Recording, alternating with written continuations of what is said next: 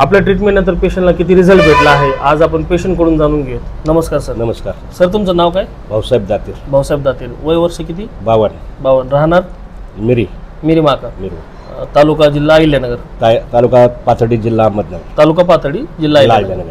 काय त्रास होत होता साहेब तुम्हाला? मणक्यासाठी वागता येत नव्हतं, बसता येत नव्हतं, आता बरं वाटतंय।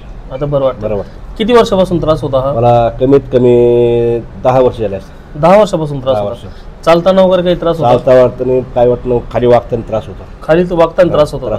बरं, आणि मांडी घालून बसताना वगैरे? मांडी घालताना त्रास होतो, आता थोडा फरक पडला। आणि या अगोदर आपण ट्रीटमेंट कुठं दुसरीकडे ट्रीटमेंट वगैरे घेतली होती? बरं, साईदीप मध्ये याच्यामध्ये घेतले होते, पण तिने काय फरक पडला नाही। बरं, गोळ्या औषधांची ट्रीटमेंट घेतली होती। नंतर आमचे साहेब भेटल्यानंतर आम्हाला भागीनाथ जाधव भेटले होते, त्यांनी आम्हाला सांगितलं, मग आम्ही तुमच्याकडे आलो, तुमच्याकडे ट्रीटमेंट चालू केलं। तेव्हा आता आपल्या ट्रीटमेंटला किती दिवस झाले सर? आता 2 महिने होत आले सर। 2 महिने होत आले।